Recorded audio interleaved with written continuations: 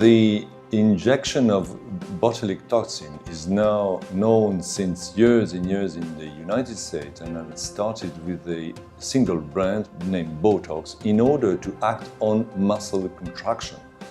And the generalization of this technique in between non-medical hands during Botox parties sometimes drove to excess of patients with excess of uses and misunderstanding of the goals and negative effects that had bad consequences on the replication of the product, like frozen faces, like malposition of anatomical zone and loss of effects.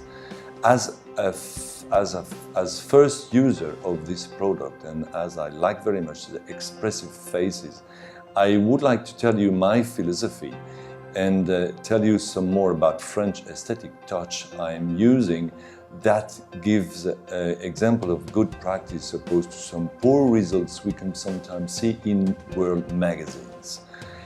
Almost among numerous effects that the Botox has, there are some particular interesting actions that concern facial contraction. The main action should not be palsy, but should be to diminish the release level at rest. That means decreasing the residual spasm.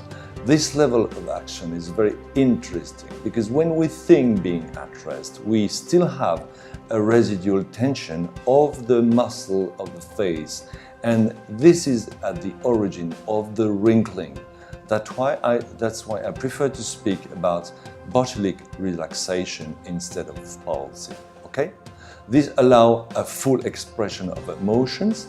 This allows to keep the entire mobility, and this will give a total release of the muscle contracture at rest that avoid creating wrinkles.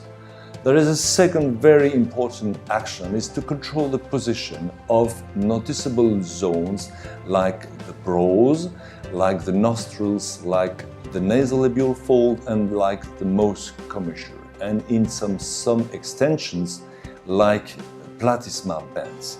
Indeed, these positions are given by a balance in between elevating muscles and lowering muscles on brows and nostrils.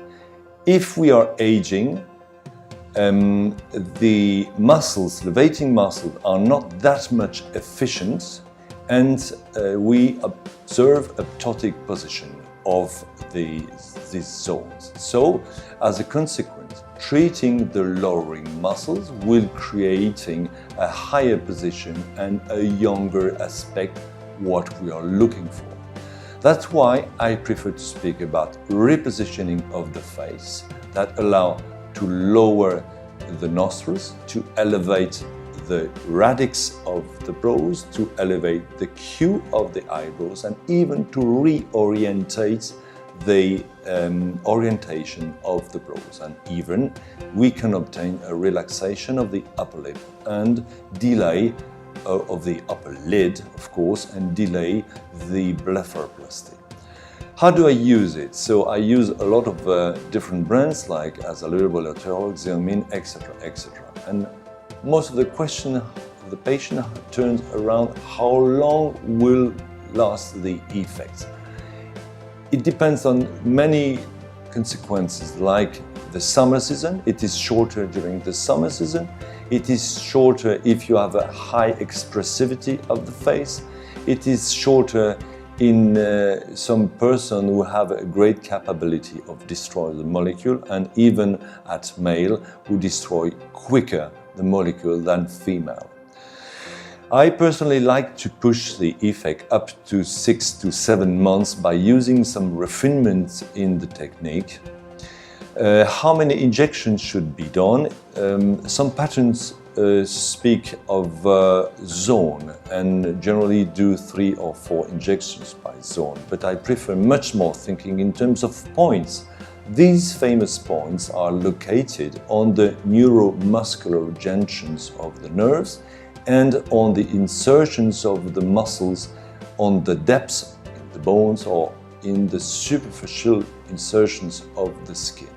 This much more fine approach allows me to do some patterns up to 20 to 30 injection sites and deposit sites in the face. But some technique exists, don't be afraid, to diminish the total amount of skin penetration, so to diminish the total amount of pain, and to have a better anatomical precision.